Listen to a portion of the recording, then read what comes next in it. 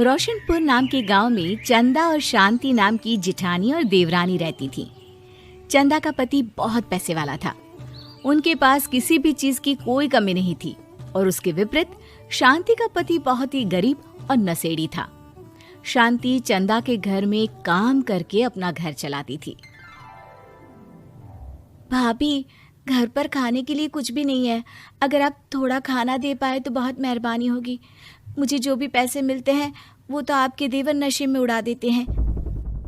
ये तुम लोगों का ना रोज रोज का ड्रामा हो गया है। अब देवर जी कमाते नहीं है तो मैं क्या करूं?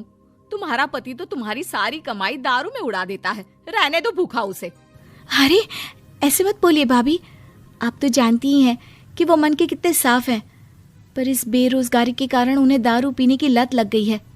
अरे अपना ये रोना गाना बाद में कर लेना, पहले काम निपटा ले घर का। मेरा और टाइम खराब ना कर। जा गेहूं पीस ले, फिर तुझे कपड़े भी धोने हैं। शांति रसोई घर में जाकर गेहूं पीसने लगती है।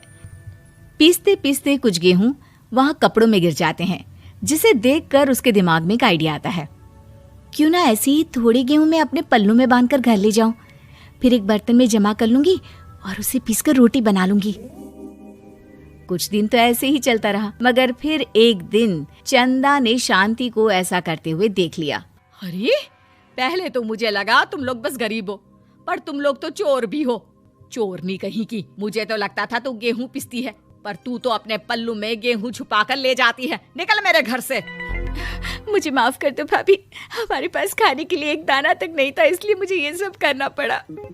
अरे तुम लोग मेरे रिश्तेदार हो, इसीलिए दया कर कर तुझे मैंने अपने घर पे काम पर रख लिया, पर तू और तेरा पति हमारे खानदान का नाम मिट्टी में मिलाने पर उतारू हो चुके हैं।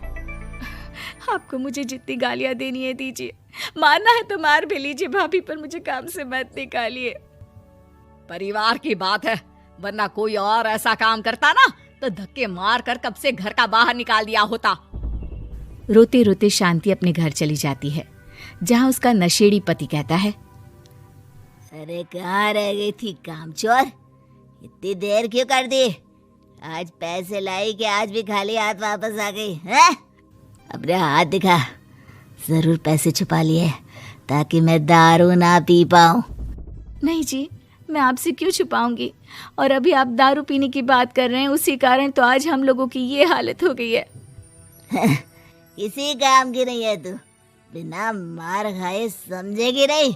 रख, अभी तेरे होश ठिकाने लगाता हूँ। रामलाल शांति को बहुत मारता है। शांति का मन दुखी हो जाता है और वो गांव के तालाब के पास के एक पेड़ के नीचे बैठकर फूट फूट कर रोने लगती है।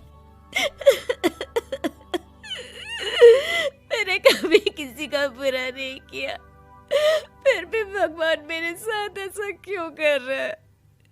मैं तो रामलाल जी की फिक्र करती हूँ, फिर भी उन्होंने मुझे इतना मारा।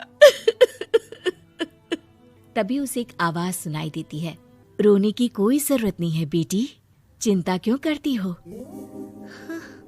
ये आवाज कहाँ से आ रही है? शांति अपने आसपास देखती है, उसे कोई नहीं दिखता। वो ऊपर देखती है, जहाँ उसे एक छोटी सी परी दिखती है। आप कौन है? आप तो कोई परी लगती हैं। हाँ बेटी, मैं इसी पेड़ पर रहती हूँ। मैंने तुम्हारी सारी बात सुनी, अब तुम्हें फिक्र करने की कोई जरूरत नहीं। अपनी आंखें बंद करो। शांति आंखें बंद करती है और जादुई परी अपनी छड़ी घुमाती है। उसकी छड़ी घुमाते ही पेड़ के सारे पत्ते सुनहरे रंग के हो जाते हैं। परी उनमें से एक पत्ता तोड़ लेती है और फिर से अपनी छड़ी घुमाती है, जिसके कारण सारे पत्ते पहले की तरह साधारण से दिखने लगते हैं। आंखें खोलो बेटा। लो, इस पत्ते को ले जाकर अपने तकिए के नीचे रख देना। ये तो एक साधारण पत्ता है, इससे क्या होगा? ठीक है, अगर आप कहती हैं तो मैं इसे रख लेती हूँ। शांति उस पत्ते को लेकर अपने घर जाती है और अपने कमरे में तकिए के नीचे रखकर सो जाती है। सपने में उसे वही पेड़ वाली जादुई परी दिखाई देती है। बोलो शांति, क्या चाहिए तुम्हें? मैं चाहती हूँ हम बहुत अमीर हो जाए और मेरे पति नशा करना छोड़ दे, उन्हें कोई काम भी मिल जाए। कल जब तुम सुबह नींद से जागोगी, तुम्हारी इच्छा पूरी हो गई होगी। अगली सुबह शांति नींद से जागती है, अपने आसपास का नजारा देखकर चौंक जाती है। उसके बिस्तर पर चारों तरफ सोने चांदी रखे हुए थे। हे भगवान, कहीं मैं सपना तो नहीं देख रही? इतना सारा सोना, वो भी मुझ गरीब के पास। रामलाल जी को बताती हूँ, वो बहुत खुश होंगे। शांति जैसे ही कमरे के बाहर जाती है, वो देखती है कि रामलाल सूट बूट पहने काम के लिए बाहर जा रहा होता है। मुझे शहर में एक नौकरी मिल गई है शांति, मुझे आने में देर हो जाएगी, घर का ध्यान रखना। और इस तरह शांति बहुत अच्छा जीवन बिताने लगती है। उसके पास अब किसी भी चीज की कमी नहीं रह जाती। रातों रात शांति के पास आए इतने पैसों को देखकर उसकी जिठानी उससे पूछती है, अरे क्यों रे शांति, कहीं बड़ा हाथ मारा है क्या? अचानक तुम लोगों के पास इतना पैसा कैसे आ गया? नहीं नहीं भाभी, ये सब तो जादुई परी के दिए हुए पत्ते का कमाल है। शांति जादुई पत्ते के बारे में सारी बात चंदा को बताती है, जिसे सुनकर चंदा के मन में लालच आ जाता है और वो झूठ मूठ रोते हुए उसी पेड़ के नीचे जाती है जहाँ उसकी रोने की आवाज सुनकर जादुई परी कहती है, क्या हुआ बेटा, क्यों रो रही हो? मैं बहुत गरीब हूँ, मेरे पति मुझे बहुत मारते हैं, अब मैं जीना नहीं चाहती। चिंता मत करो बेटा, अपनी आंखें बंद करो। जादुई परी चंदा को भी उसी पेड़ का एक पत्ता देती है और तकिए के नीचे रखने को कहती है। चंदा उस पत्ते को लाकर अपने तकिए के नीचे रख लेती है और अगली सुबह जब उठती है तो उसके कमरे में चारों तरफ सांप बिच्छू रहते हैं। अरे बचाओ बचाओ, कोई मुझे बचाओ, ये कैसा पत्ता है जिसे लाने के बाद उस गरीब शांति के पास तो इतना सारा सोना आ गया, और मेरे चारों तरफ ये सांप बिच्छू, अरे कोई बचाओ। चंदा अपनी जान बचाती हुई शांति के पास जाती है। चलिए भाभी, मुझे लगता है आपके घर में सांप बिच्छू को बस जादुई परी ही हटा सकती है। दोनों मिलकर जादुई परी के पास जाते हैं।